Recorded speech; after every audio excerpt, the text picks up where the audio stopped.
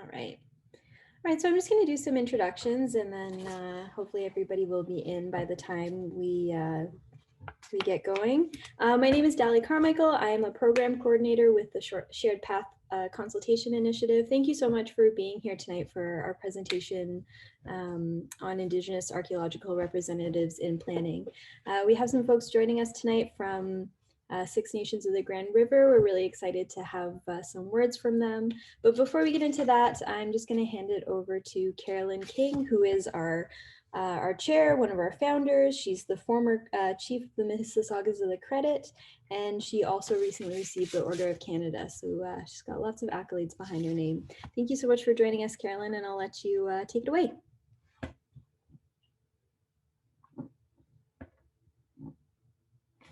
Oh, I think you're muted, Carolyn. We can't hear you.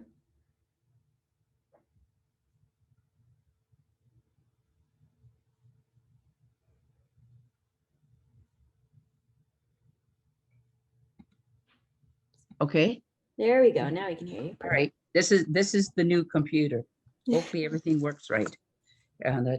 So Ani, to everyone who's joined us tonight and for this informative session, and that I'd like to just acknowledge that we're on the land of the Indigenous people of Southern Ontario, which includes the treaty lands of the Mississaugas of the Credit, the territory of the Huron-Wendat, who are, as I say, in the ground, live in Quebec, and then the Six Nations of the Grand River, and the six groups that are there occupying that. And I'm one of them. I was born and raised on Six, and that I'm part of one of the, well, my blood quantum says Mohawk, but my band number list says Oneida. So who knows what I am?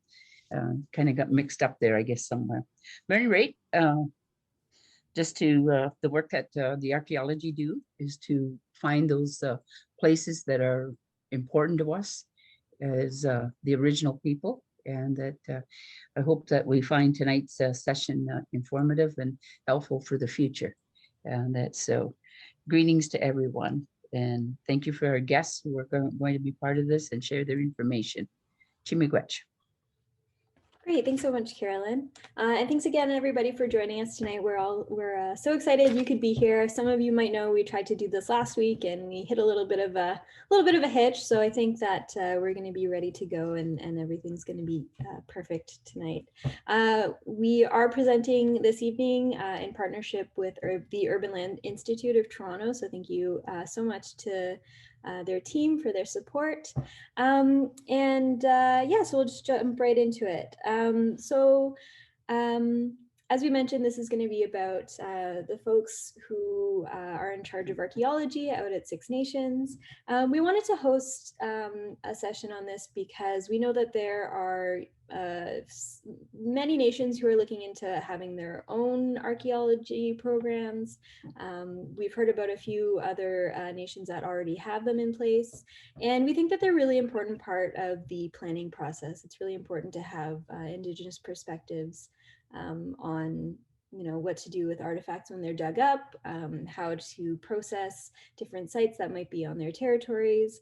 And I think it's especially poignant to have this discussion in light of the news out of Kamloops last week with the discovery of a mass grave outside of a residential school. So I think it's really important to have these conversations, and I'm so glad to have the folks joining us today that we have. So we have a senior archaeologist, Tanya Hill-Montour. She's going to be our first presenter this evening, followed by Colleen McNaughton. She's another senior representative who's been part of the program for about a decade or so, I believe. And they've got some great information for you. I hope you guys find this session really engaging. And with that, Tanya, I'll let you take it away.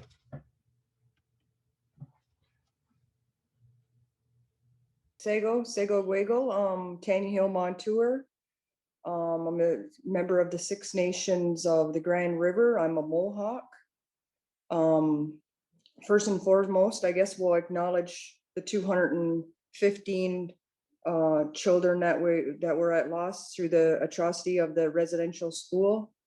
My heart goes out to the community of the Kamloops. I'm you know, I know that's not, that journey's not over yet. You know, we're gonna obviously continue to, you know, do further investigation in other areas of Indigenous residential schools. But first and foremost, you know, we need to have that acknowledged. Every day that we don't acknowledge atrocities is a day we lose, you know, people, you know, finally figuring out and finding out and of, you know, what Indigenous people really went through, which is it's a, you know, a lot of horrible experiences. I've actually sat on a panel before where I brought in Indigenous survivors. So, you know, it really hits home for me because, you know, I've spent time with survivors. I have family who are survivors of the Mohawk Institute in Brantford, the Mush Hole. I'll probably begin my talks today by acknowledging Joanne Thomas, you know, because, you know, the Six Nations of the Grand River Elected Council archaeological program was pioneered by Joanne Thomas, and unfortunately last year we lost Joanne. I actually personally never had the opportunity to meet Joanne. My time of coming into taking the position and the role was for a fill-in and to assist with her, you know, not being well, and she was going to take a leave, and unfortunately with COVID struck, and I actually didn't get an opportunity to meet Joanne for her to tell me, you know, what would she like to see, you know, see me through with this program. So I kind of just got, you know, tossed out into the deep end with my nose plugged, and kind of I am where I am today. So it's been, you know, last year's been a pretty good field season. We made it through. We, you know, no issues. It's been quite successful. So when I think of Joanne Thomas, I'll probably share a story, because growing up in a Indigenous community, a lot of times we told stories, and you know, that's how we learn. We learned sometimes that it wasn't all that apparent that that's what we were learning when we heard this story, but you know, we had aha moments, you know, sometimes years down the road that there was a lesson within that story.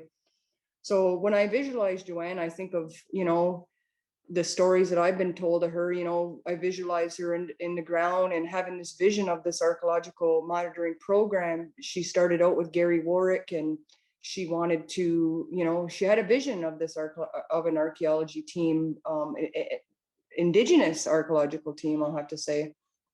So, you know, when I envision her, you know, and I have hope today that, you know, she's proud, because, you know, I'm trying my best. I try to acknowledge her, and I try to, you know, walk through my daily with things I feel that she might have been, you know, proud of.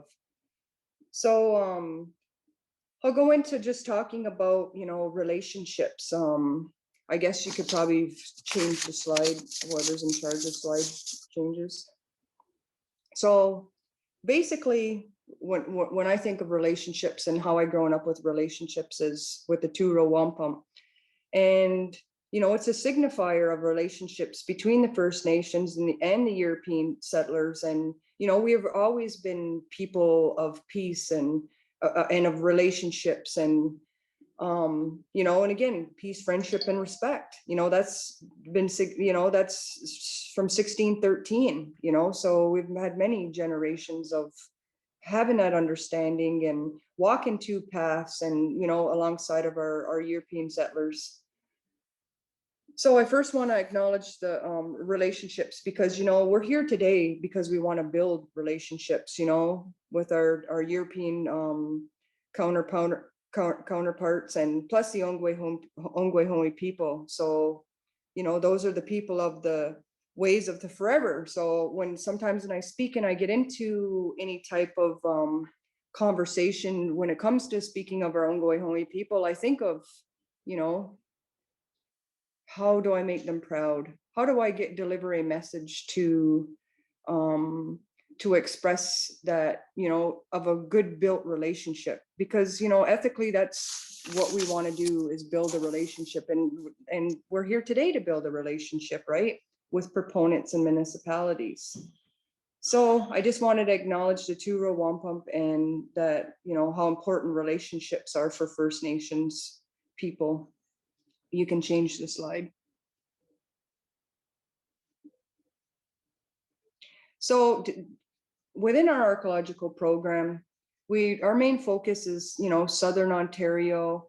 So we're basically, our treaty that we acknowledge through our treaty rights and is the 1701 Fort Albany Nanfan Treaty and the 1784 Haldimand Treaty. So we know in 1701 the Imperial Crown entered a treaty with the Six Nations. The treaty would ensure that the Six Nations had rights to exercise freely the rights to pursue their economical livelihood and utilize the natural resources contained in the said treaty lands throughout the central and southwestern Ontario. So that's, it's so important for us for our hunting and our fishing. And, the 1701 Nanfan, it goes right across New York, down through Pennsylvania. So there's a wide range of geographic area that's considered within the Fort Albany Treaty. Everybody's pretty much who isn't, but most people are familiar with the 1784 Haldimand Treaty, which is the promised tract of land to the Six Nations people, 750,000 acres. Right now, we're only occupying, I believe it's only 46,000 of that 950, which is only 4.9% of the acres within that, which is next to nothing at all, considering we have 950,000 acres. So again, when we focus on our archaeological work, we try to basically stay into those two treaty land areas, and we try to build relationships within that to provide knowledge and of our existence, that we've one time, we were there and we settled amongst those areas, and we just want to be able to provide it, proponents and municipalities a understanding of our existence. Okay, so you can change it. So here's a map of the beaver hunting grounds, which you can see it's a pretty wide range of area. You can change it to the next one. And again, we have our Haldimand Treaty. So you can see it's 6 miles on both sides of the Grand, exceeding from, I believe, Dunnville all the way to the other side of Kitchener. So it's a wide range of areas, 6 miles on both sides, multi-source. Okay, you can change it. So now I'm probably just going to basically talk about myself, and I love talking about myself, but we'll talk about it in my archaeological duties. So relationships are so important for me. So right now, as with COVID, we can only obviously build those relationships through our Zoom meetings.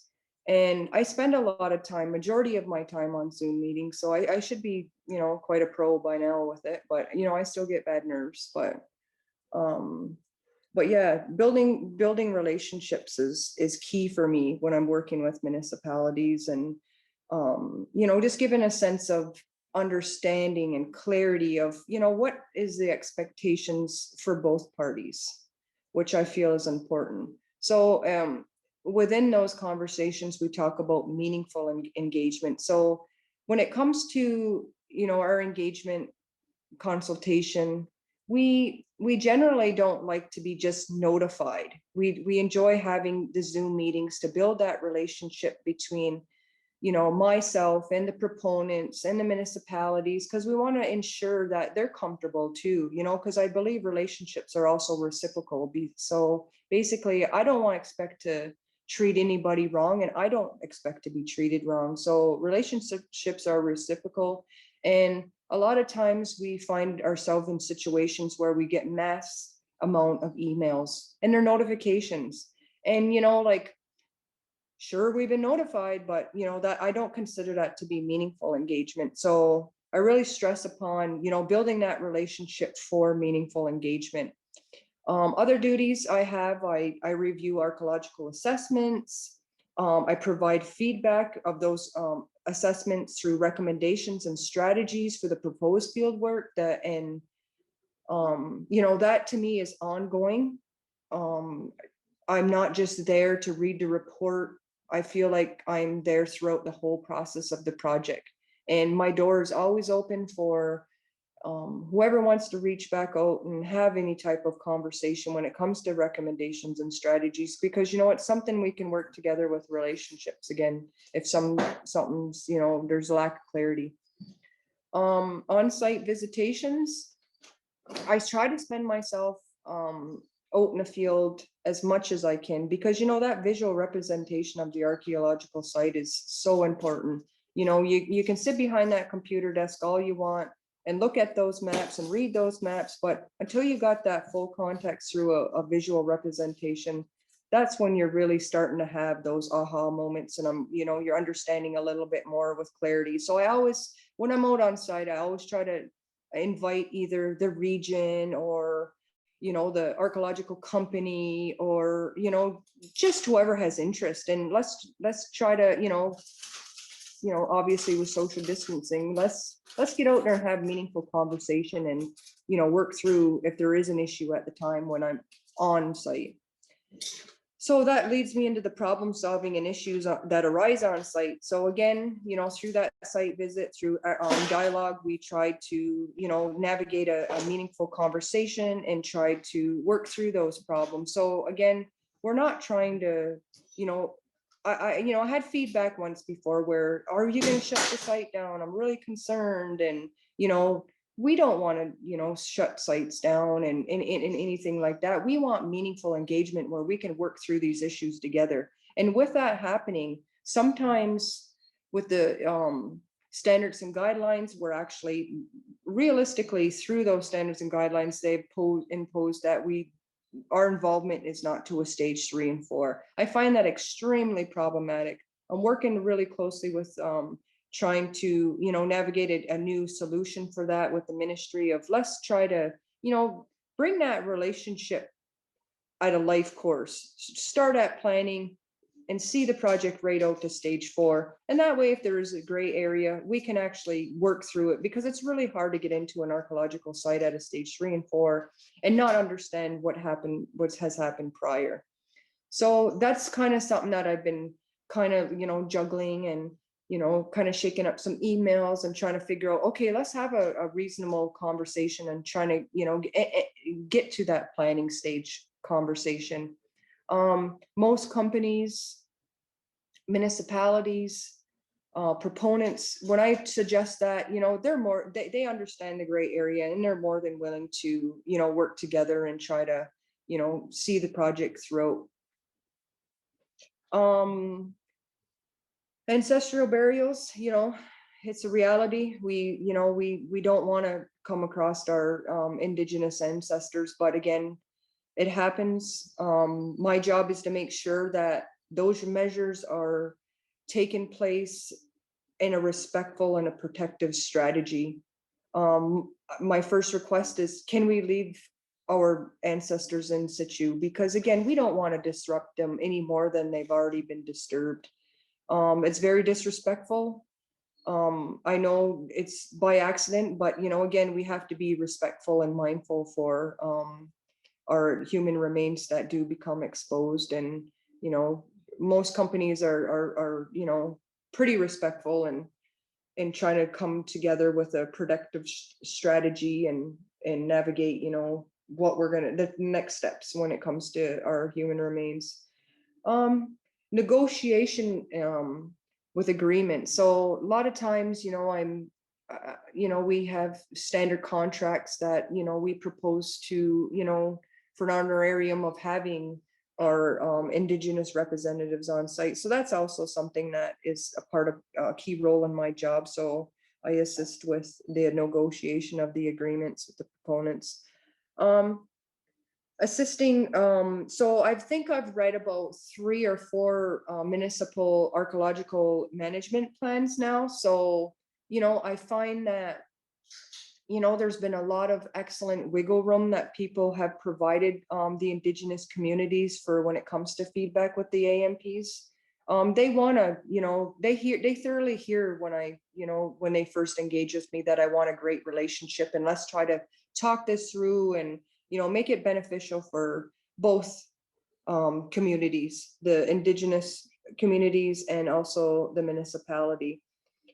So that's also a part of my job. So if anybody needs to reach out for some, feedback on how do we, what is our archaeological management plan? Are you comfortable with it? Do you see anything that needs to be improved?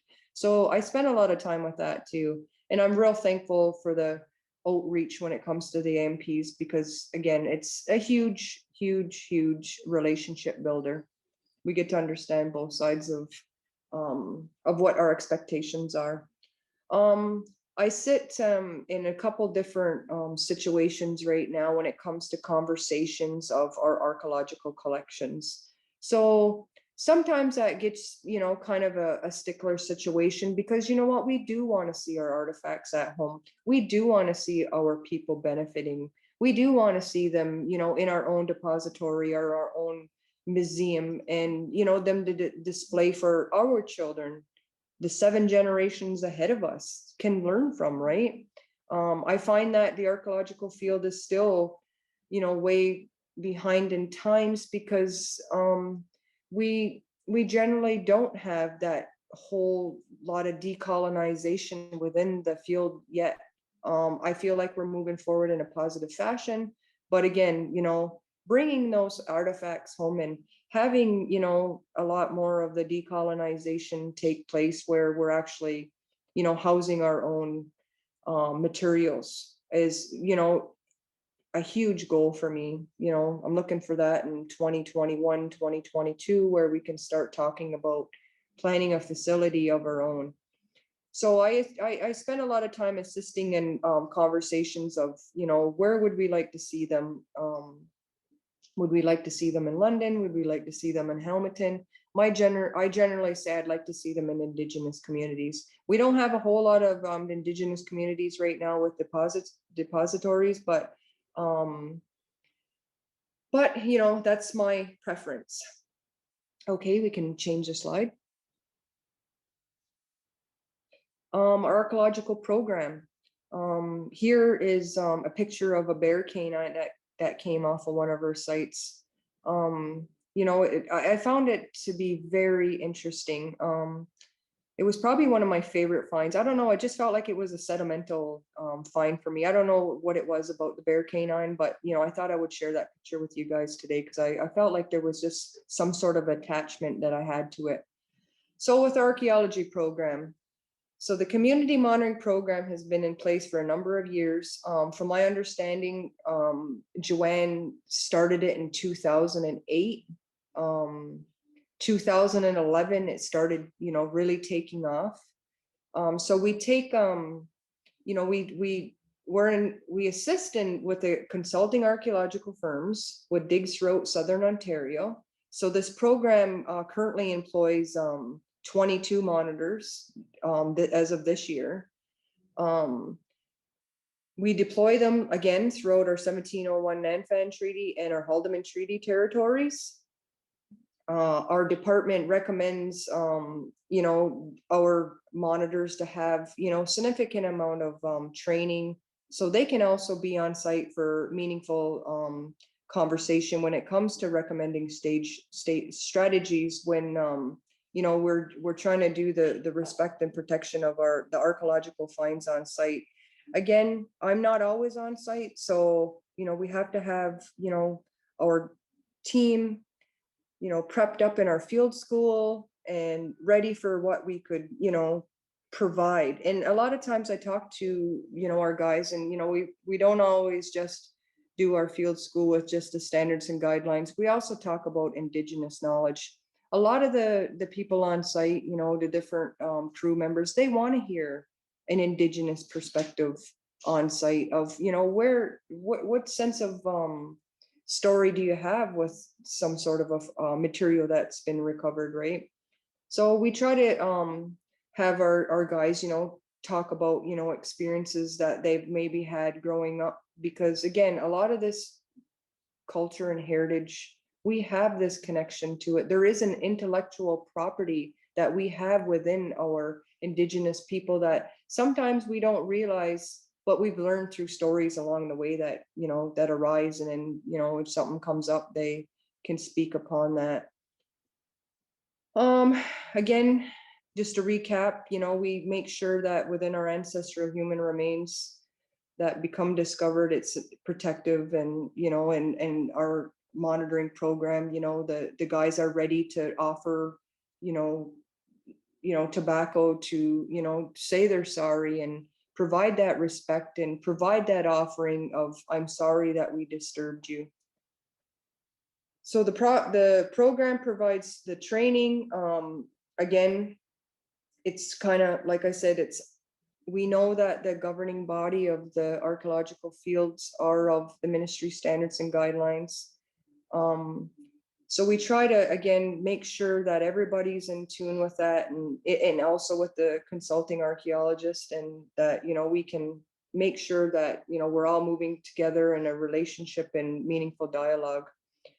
Okay, we can change it. So I generally I have a goal slide, because, you know, we gotta always look to the future of our goals within archaeology. So we've come up with sort of like some goals that I would like to see for the archaeological program. So I want to make sure that we can enhance the on-site Indigenous knowledge to the team. And that's how we gonna do it for everybody holistically, is we, you know, through that archaeological representative, you know, that presence provides whatever, you know, comes from the ground. We can provide that Indigenous knowledge, and we can provide that to make sure that that assurity that our heritage and our culture is being handled in a respectful manner. Because sometimes, you know, that's also another issue, is, you know, sometimes the handling process is not significant. You know, it's sort of like, I don't want to say it's disrespectful, but sometimes we have ran into situations where materials weren't cared for, as it was just another material that came onto ground, and it can be disrespectful. So again, that's where the protection and the respect for our archaeological finds. Again, we want to make sure that we have that, and that assurance of the respect and the dignity of our ancestral burial. So, you know, we're just going to keep on moving further as we go along on how to redefine these areas, and make it far more protective, and you know, again, with building relationships, and trying to make sure that our ancestors are in their final resting spot, and, you know, having that dialogue with proponents and municipalities, because, you know what, everybody's unsure really what's our next steps, right? How can we protect this? So back to the Zoom meetings where we're trying to figure out where do we move forward.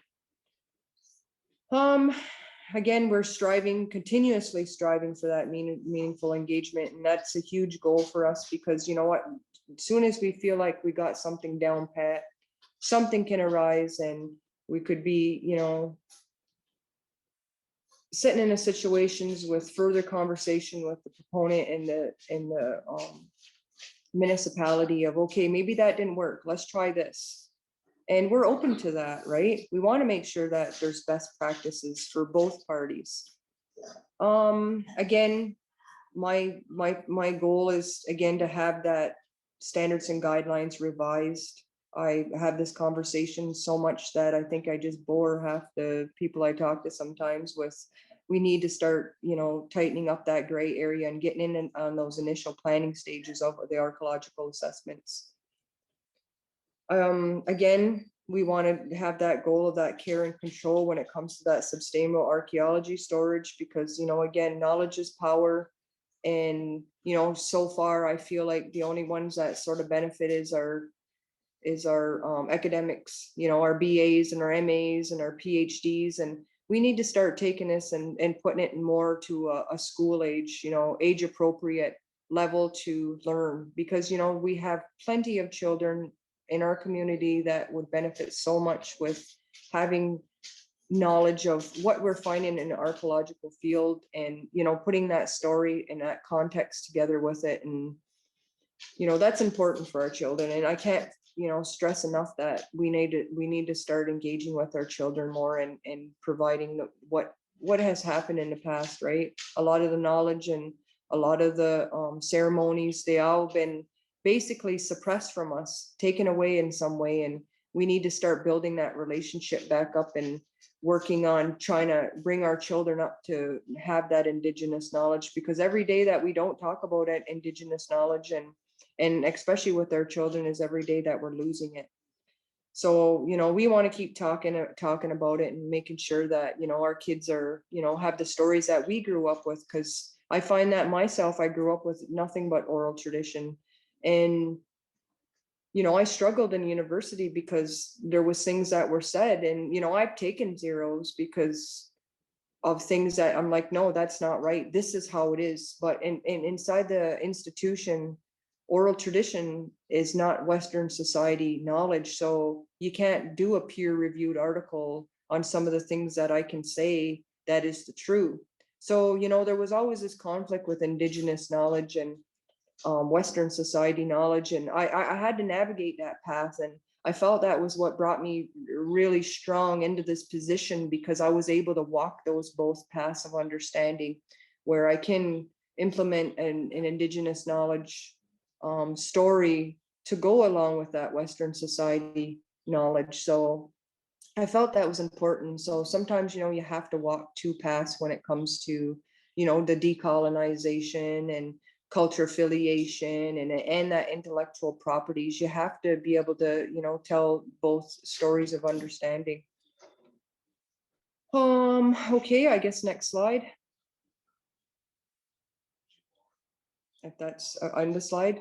Okay, so I have Colleen McNaughton today with us, who she's going to share some of her experiences on site, talk about her time in the field, because again, like, I can speak from the perspective of behind the computer, all the issues and all the recommendations, all the readings I do, but when it comes to being on site, you definitely have that different context of what's going on. So, I'll introduce Colleen McNaughton, who's our senior archaeologist representative.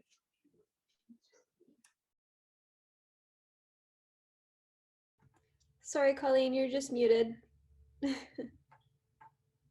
I'm mute. Am I You have here? the rite of passage now. Okay. Hi, I'm Colleen.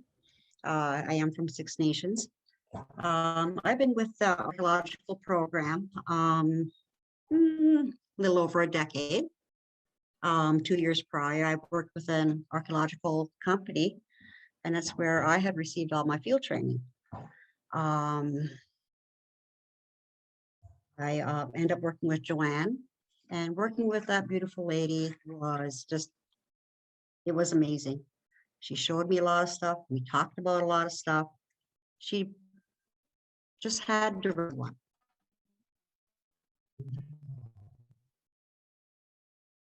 Our archaeological representative roles.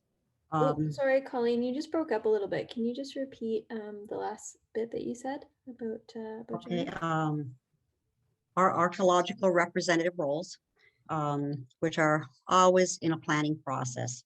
When I first started here, 2013, I started with Joanne.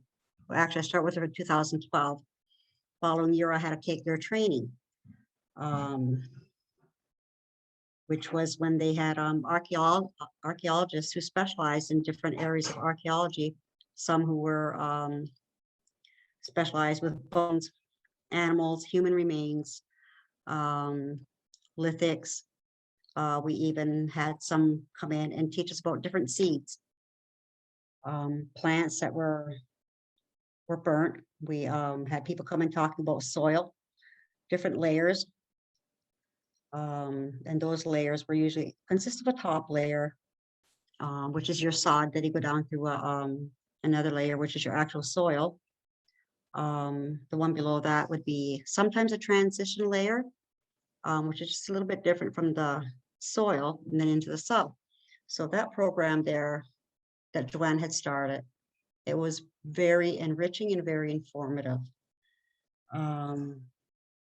my day-to-day roles out on the site, we usually follow company process. Like in the morning, so we get there, we start with tailgates, health and safety.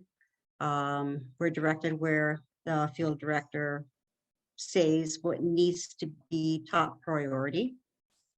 And we follow through. We sometimes work, we sometimes watch, depending on how energetic you are, I guess. So there isn't a whole lot different from each stage because it's all similar. You have your stage one where you're going to go out and you're going to walk around the area, usually big fields, some are forested.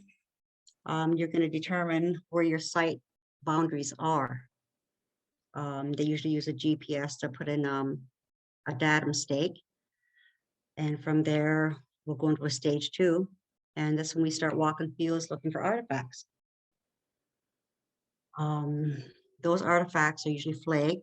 And then we go back and we will get like the hot spot areas. And then we'll go back again, pick them up, bag them, catalog them. And then we'll set up different individual sites in that area. So it's basically however the archaeological company is going about it. Stage three is when we start digging our 1-by-1 units. Those units are determined on the amount of artifacts that we find. Sometimes our minimal count is 10. If it's a large site, Tanya's job is to work on maybe a percentage. Sometimes you have sites where they want 0 counts in each unit. So it all varies. Stage 4 is when we just start taking out 1-by-1 units until we have negative edges. We are taught to recognize artifacts. We are taught to catalog, write down what they are, what they were used for. We count the artifacts from each unit. There is so much more, and I don't want to take up a whole lot of time. I think I lost myself here. Yeah, seeds, microfossil remains, maize, pine, squash. We're taught to recognize that, and a lot of it is burnt or looks burnt. And what I have learned along the way is so much. It's so much. I've learned a lot about my people, their culture, traditions, and history. And there is so much more I have to learn. So it's like I still want to learn, like how they lived, where they lived, the foods they ate, like how they stored their food in winter. We have some ideas on how it is. There's so many different stories.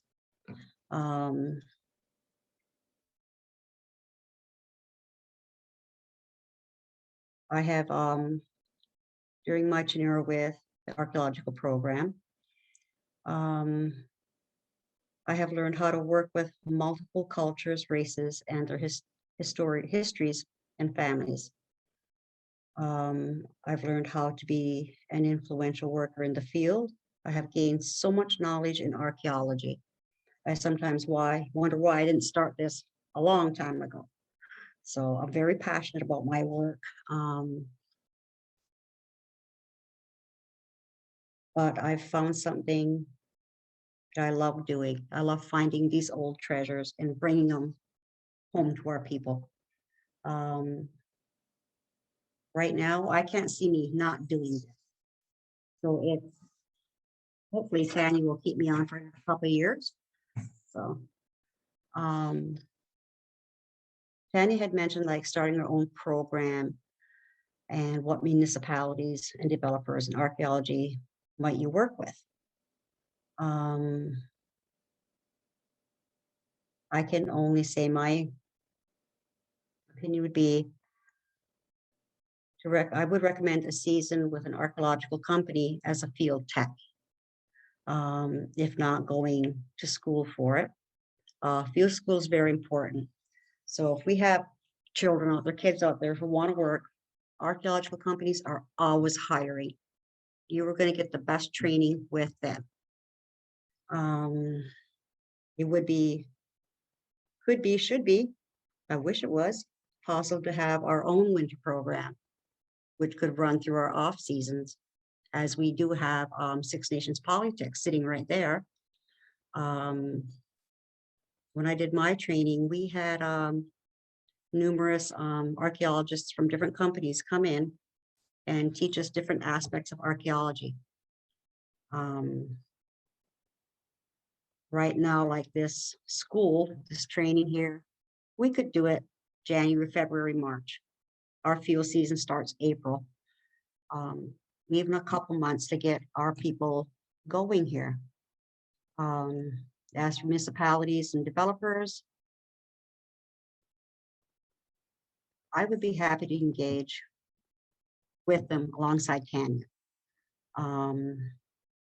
There are a lot of them that are more than happy to engage with us, but we still have that one out there. Very few refuse because they don't understand us. They don't understand what this means to us, and they're not really sure. And basically, it's usually just speculation on their part, for they're not educated in our histories and what this land means to us. So, and I don't know if there's anything else I can say unless somebody else wants a question or has any questions, or, but I recommend anybody, if you want to dig, dig. Anya? That's great. Thanks so much, Colleen. And yeah, Tanya, do you have anything that you want to add? Well, I just want to, acknowledge that archaeology and the Six Nations people, where we want to build that relationship. And we know that throughout the human history that Canada is predominantly in an Indigenous story, right? And we know that we know this through the oral and culture traditions in every community of our past, right? With colonization, a lot of that knowledge was lost, and and it's hard, and I'm always thankful for anybody who wants to learn, because that history is inscribed in the ground right now, where it's waiting to be unfolded by archaeologists, just to tell that stories. Like I always say, the artifacts, they don't speak no matter how hard we try to listen, but they do provide a pattern for us all to read and analyze and reconstruct, because they're speaking from the ground. And sometimes they speak louder than other times, right? For us Indigenous communities, we have such a connection to the land and the water and nature, that land is, for us, is just not a commodity. It's our heritage, and we have that connection. And we try to be respectful, and sometimes that vibe gets read a different way, when sometimes when things are not going the way they should be, then tempers start to flare, and but at the end of the day, it's just that love and that passion for our culture and our heritage. And basically, when you think about it in a Western knowledge perspective, archaeology, basically affirms the Indigenous titles to the land. That's evidence. In Western society, we test for our hypotheses, and we look at that scientific factor, and this is proof, this is evidence when we see our archaeological findings, right? So that respect and that that protection is number one for us. And we try to make sure that while we're doing that, relationships are reciprocal, and both parties are being respected while that's taking place. And some different times things go off kilter, but we're here to build a relationship. We're here to tell a story, and we want to be able to provide any type of feedback or anything to assist in trying to decolonize the archaeology field, and have meaningful relationships. Mm-hmm. So I think that's pretty much for me, you know. I grew up with the Goa, which is our great law. So, you know, I really, you know, I really look at both paths when I walk every day. I look at the Goa where, you know, our great law and what we've learned through, you know, our traditional knowledge. And I also take that, you know, Western society perspective of evidence and peer-reviewed articles, and I put it all together. So I just want to make sure that, you know, we're all are here together on the same boat, you know, walking with that 2-row wampum and making sure that, you know, we're building relationships, because at the ultimate, you know, at the end of the day, that's my goal, is building relationships. So I want to leave that to any proponent, any municipality, any consulting archaeologist, you know, just reach out, let's talk, let's move forward. Let's try to decolonize and, you know, look and be respectful and protect what, you know, what we have, because there's going to be a time, and it's not going to be too far from, you know, away, when, you know, there's going to be so much development that we're going to lose it all, right? And we ain't going to have any artifacts come onto ground anymore, right? We're going to be living like George Jetsons pretty soon, you know. Time to buy But that's a car.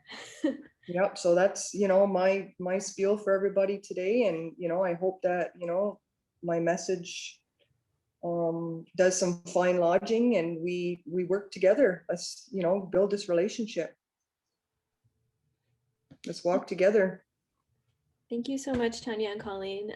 Your presentations were excellent. We're going to jump into a Q&A session in a moment, but I just really want to acknowledge how much work you've put into these presentations. You know, we had a little hiccup last week, and I'm so glad that we could meet again and do this again today. And I really take to heart, Tanya, what you're saying about, you know, walking to a path, the shared road wampum. You know, sometimes it's called two-eyed seeing or braided knowledge. And I think that, you know, archaeology and planning, there's so much opportunity to do so much collaborative work together if we just kind of, you know, critically think about how the systems work and how we can improve them. And I think that, you know, increasingly having people like yourselves, you know, you mentioned earlier that you were talking to the minister about trying to get involved earlier in the planning process and make that a priority. I think that's really, really important.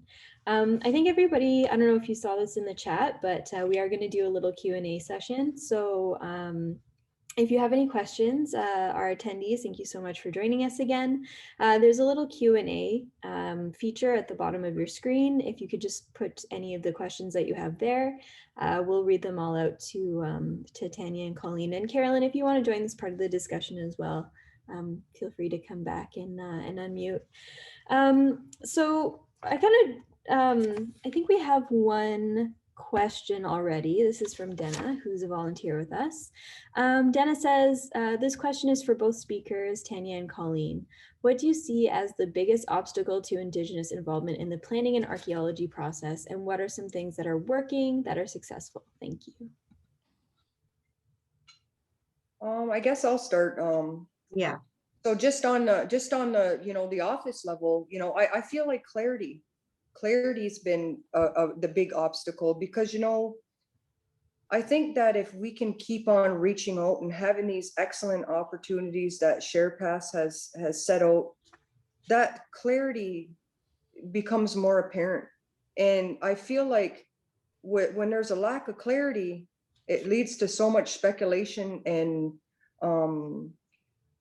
that people get so confused that they don't really understand of what we're really asking. They look at it, oh, well, we got to spend all this money, and we, you know, like, it almost seems like everything breaks down to the almighty dollar, right? So, you know, that I can't really personally say a whole lot of, you know, obstacles yet, but honestly, when it comes to just relationships, like, that was why I wanted to make sure that I, you know, couldn't say enough about relationships, because that lack of clarity, and if we don't have a good relationships, we're going to have obstacles. And, you know, so that lack of clarity has been huge. And, you know, again, get into a Zoom, let's discuss this, you know, no speculations, let's try to clear the muddy waters and move forward. So that's on an office level. Colleen or Carolyn, do you have anything that you want to add on that question? Well, I was it Colleen? Go ahead, Carolyn. Oh, no, we want to hear from you. Go ahead. No, I was just saying too, like I agree with what Tanya was saying, that has a lot to do with it. Also, communication amongst our people is another one. Like we advertise maybe once a year for this, and a lot of people are like, say, well, you do it, what do I have to do? What's involved? But basically it is a lack of communication, because we too have to follow protocol. And Tanya's all too familiar with that already. So, but yeah, my biggest thing is we have no communication with our people within our communities. And people tend to pick who they want, not who has a better, what's the word I'm looking for? Who's capable of doing heavy lifting hard. Okay, you have to be able to do all that stuff. But like I said, there's lack of communication, and favoritism is one of the things that definitely have to be set aside in order for this program to work. And, I can add to that, like, honestly, there has been a lot of favoritism. When I reached out to the public this year to, propose the positions for the archaeological monitor, I found that our reserves kind of built up with, it's crazy to say, some upper enders and down belowers, we call them. Carolyn's probably getting a chuckle out of that one. And you know what, like, honestly, like I looked at this and, like, because I'm going into this and I don't have any guidance. I have to look at how I might want to make this program feasible to, and, to all. So that was one of my biggest, friends and family, like, it was problematic. It was problematic on site. One gets upset and they're a part of two different, one's a part of HDI, one's a part of Six Nations, and, one's mad, they're all mad. Where, it became an issue last year. So I looked at that, and I looked at my first year of an analysis, how to make this program better. And that was one thing I looked at. I said, okay, well, we got way too many down belowers here. We need some upper enders. So, I reached out to the public, and I reached out in hopes of our young people, because again, I always, no matter what I did do growing up, again, I always look forward to the 7 generations ahead. So, I really tried to grasp the people, the younger generation. And I think this year we ended up with, I believe 6 or 7 new monitors, more representatives. So that's great. Yeah. So, obstacles are different in many ways for, office, on the field, different perspectives, communications, like Colleen said, there's been a lack of communication. Like our band, I'm currently in talks right now with the band, with chief and council.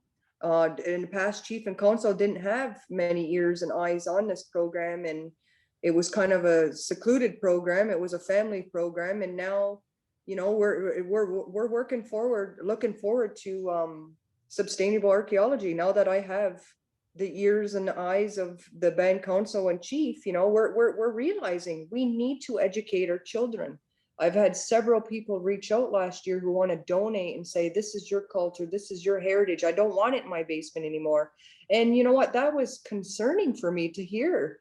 And I'm like, well, if you got it in your basement, then, like I could use some training kits, because right now I only have a piece of paper to show what a point looks like. And that was real hard for me to, and, with COVID coming into play again, another field season, I didn't get the opportunity to sit down and have that textural teaching where hands-on, where people could actually feel an artifacts, look at the texture, identify it. We didn't get that because of, and I'm hoping for next year. I've had lots of outreach from, McMaster University I work close with, a few professors from York, you know, there's a lot of support. We just got to get it together to, you know, help assist, you know. And another issue, an obstacle that has happened in the past that I found that needs to be acknowledged was our artifacts sitting in a depository or a substantial archaeology facility.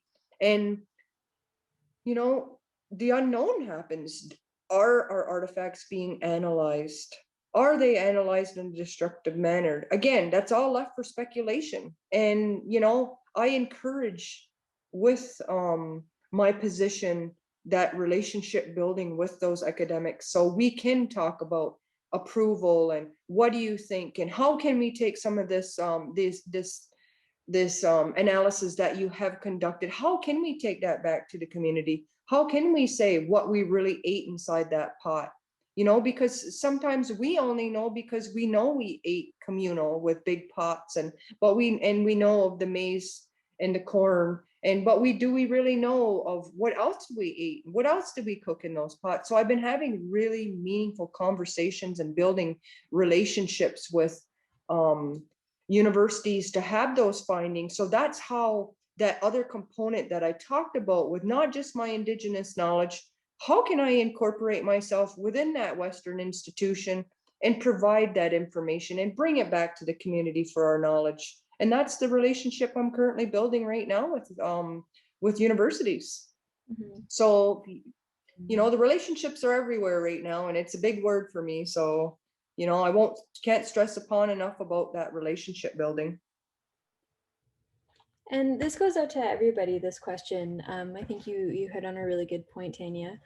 When proponents or developers or municipalities are coming to you and they want you to join these archaeological digs or sites or operations, I mean, are there, I don't want to say tips or best practices, but do you have advice, I guess, on you know, I guess respectful ways to approach you, about information you should have ahead of time before, you know, coming to you with a request of this kind?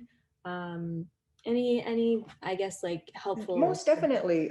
You know, that's back to that planning stage because we got to keep that dialogue throughout the project. You know, again, like I said, ministry standards and guidelines, they got it written so gray and so open-ended that, you know, it's not hard to work with. And I'm glad and I'm thankful and I am appreciative of many archaeological firms who they look beyond that standards and guidelines and they want that same agenda as me. They want to have meaningful conversations throughout the project, right? Like, you know, that to me is huge because I don't want to be talking to somebody when the problem's already happened. You know what I mean? Let's talk about this and have great dialogue throughout the project.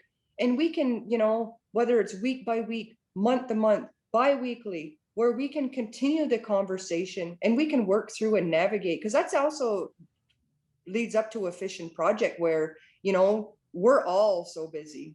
And most of the consulting archaeology firms can say we are extremely busy.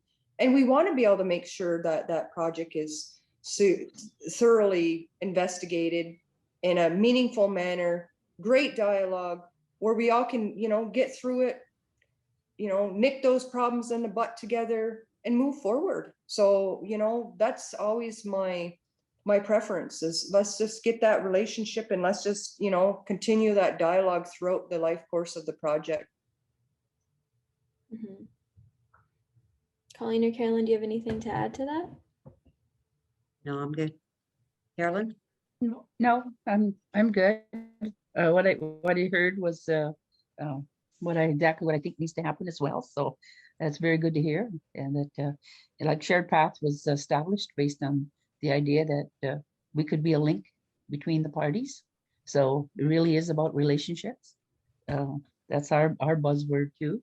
And so as we go forward with this kind of information to, you know, maybe focusing on developers or proponents of a project, whether that's private business or government business, that as they understand why they have to do this and how they have to know the, you know, the Indigenous people of the land. So, no, this is great. That's good. Mm-hmm. I wonder if Tanya or Colleen or even Carolyn, if you have any examples of maybe a time when you hit a snag that had to do with your relationship with, you know, another firm or again, a proponent or municipality. And what are some mediation strategies that you would suggest when you do have those moments where you might be butting heads or where some issues might come up? I'm actually going through it right now. And like I said, you know what? We had a pretty smooth sailing season last year. You know, we had, you know, some minor issues and minor things and adjustments when it come to, you know, on-site relationships, as Colleen mentioned earlier, you know. But to me, that was mediocre. What we can try to fix that, and you know, we can rebuild that through knowledge, sharing knowledge. We can, you know, just we can rekindle sometimes relationships and fault.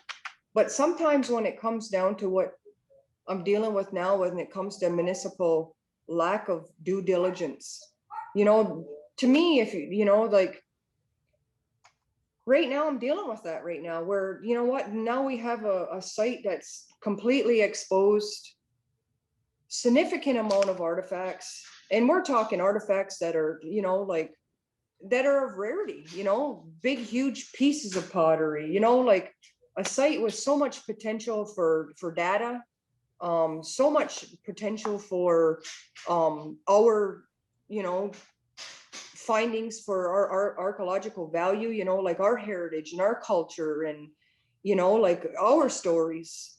And not only just that, but human remains. And, you know, like it just makes me sick to my stomach that it's just sort of like disregarded and it's not respected. And I feel like right now I've been hit 2 times as hard because I'm dealing with that site where I keep fighting and I keep plugging away with looking for answers and looking for mitigation on the site, and nothing's really seems to be happening. And then it all of a sudden, you know, we're working on about 5, I would have to say 5 weeks plus. And then we have, you know, what just happened with the atrocity in the Kamloops with the 250 you know, poor children. And, you know, that all of a sudden there's this correlation in my mind with these 2 sites. And I found it but completely bothersome. So, you know, when it comes to municipalities, you have to do your due diligence. You have to research. If you don't do it, you're going to have what has now been produced is this archaeological site exposed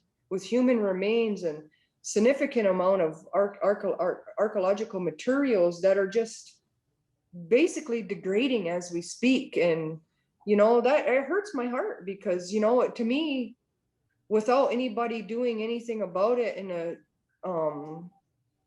a reasonable fashion, you know, that just shows me a lack of respect, and that it's just disregarded and it doesn't mean anything. And you know what, like that hurts my heart. And you know, all I can keep on doing is trying, because you know what, I feel like I'm the next of kin for those ancestral remains, so I have to be their voice.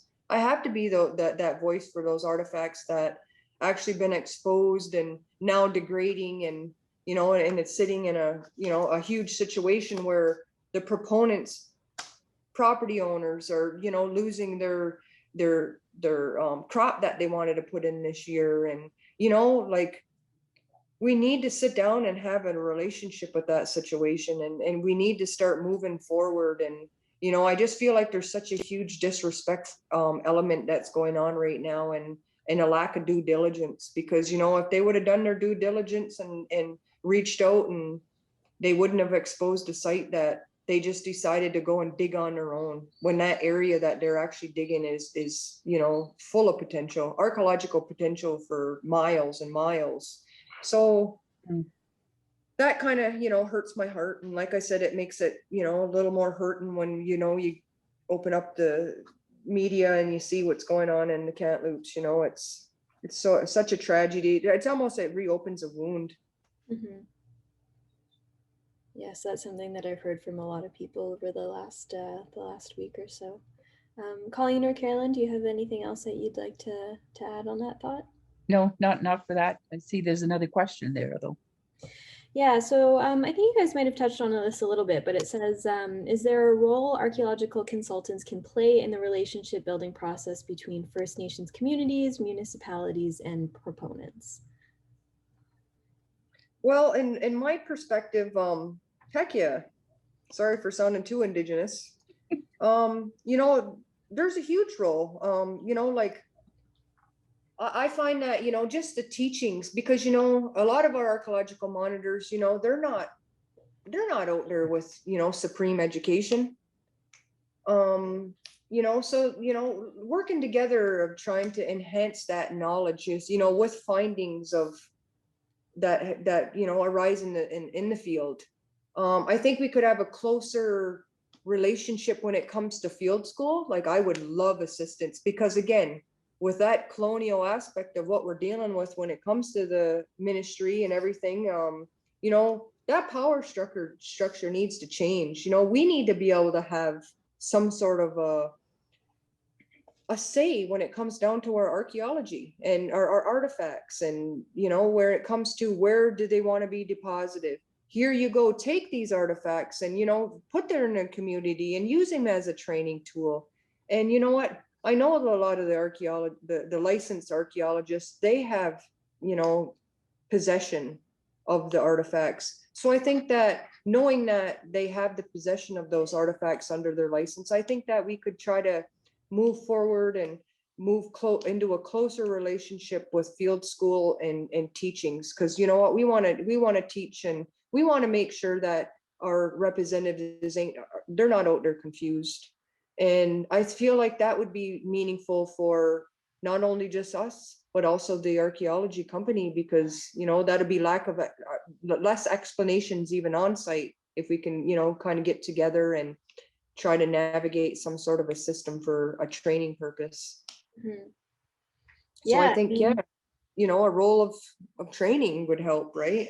Mhm. Even having some of those, you know, cultural competency training, you know, having you guys delivering some of that for non-Indigenous or even Indigenous too, I guess, people who are working in the field, you know, that would be such an important piece.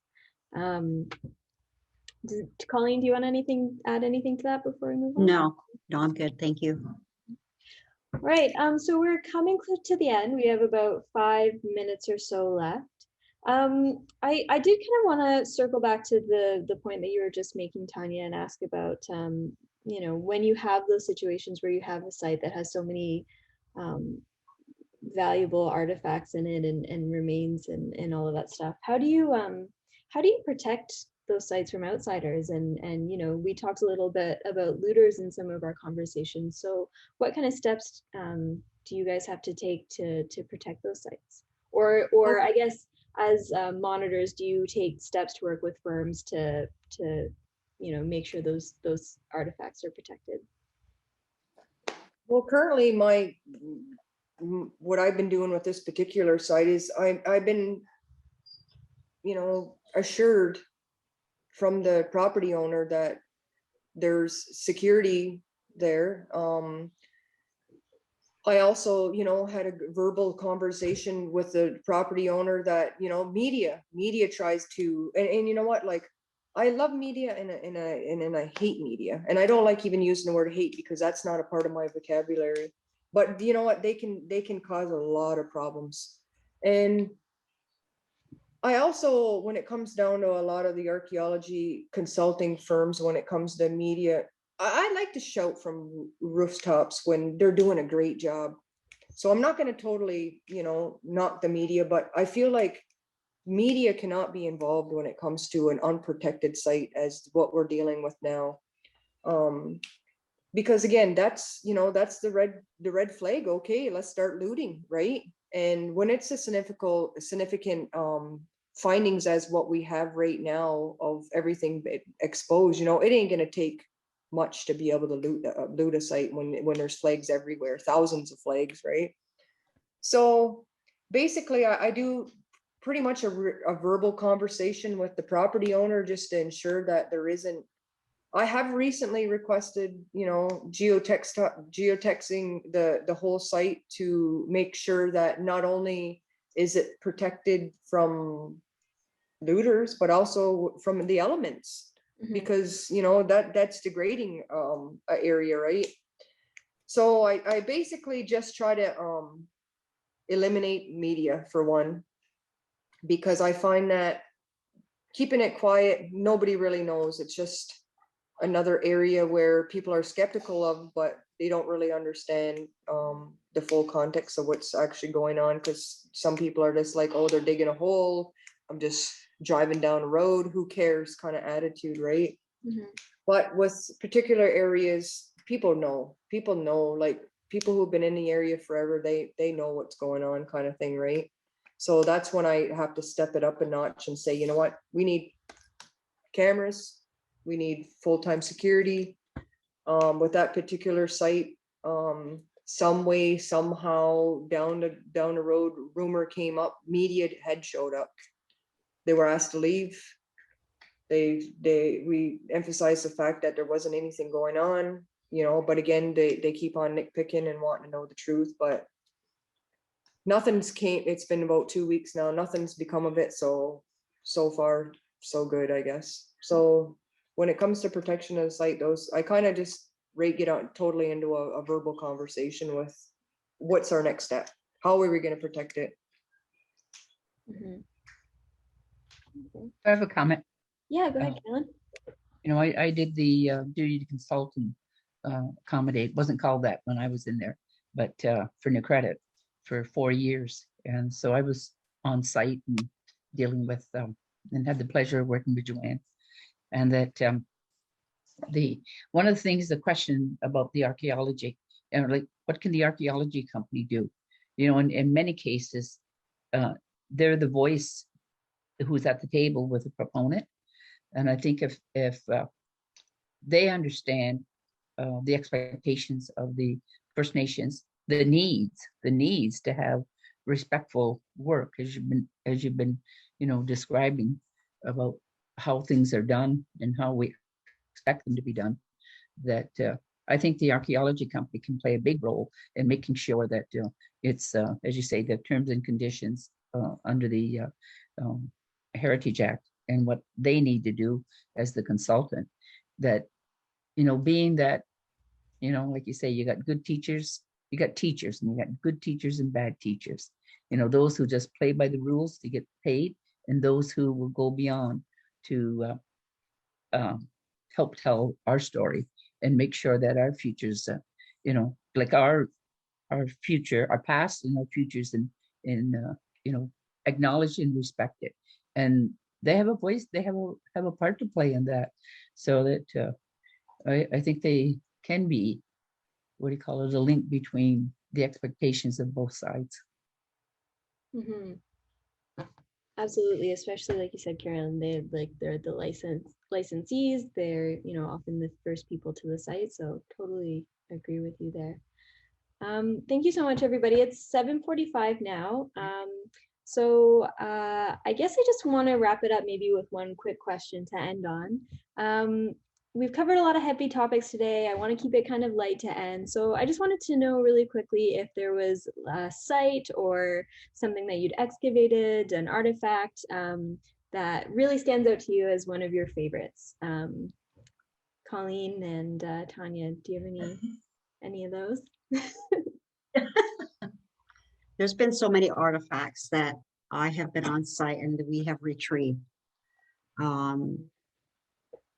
One was a bone spear. Wow. It was probably about 10 inches in length, and it had like barbs coming out of both sides and halfway down. A very interesting artifact that we had retrieved from the same site, sorry, Tanya, was a stone effigy. Wow. We weren't quite sure what it was, but it resembled the male penis. I'm sorry. I'm starting to figure out why you're saying sorry, Tanya. We could not figure out, like, what is this? What was it used for?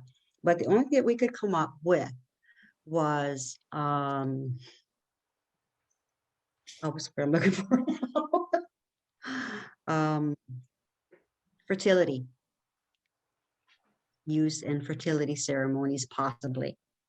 Okay.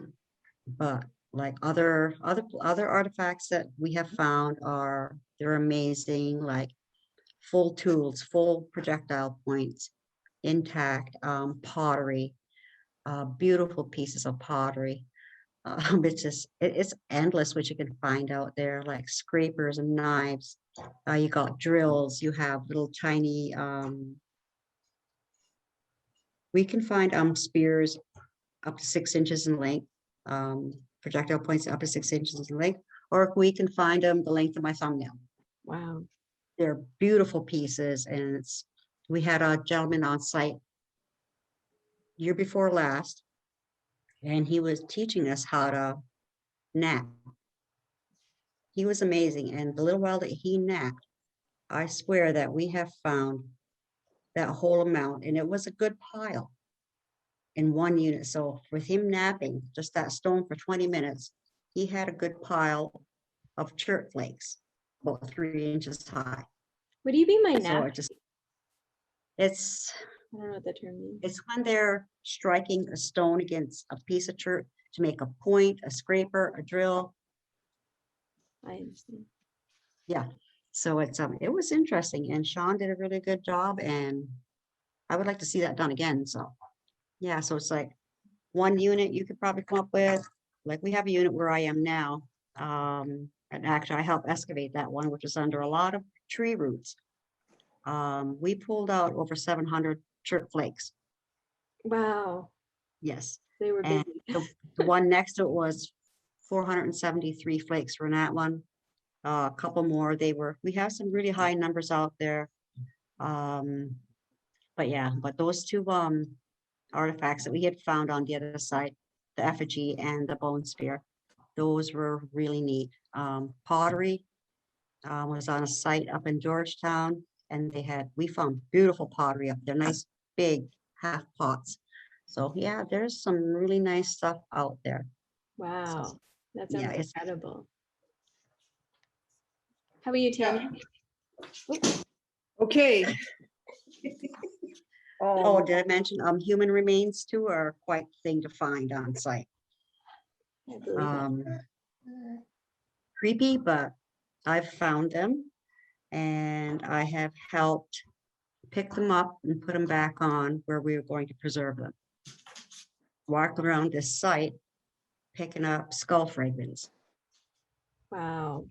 That must be to something. take them back and put them into where this big mound is, where we preserve more than one body that was found there.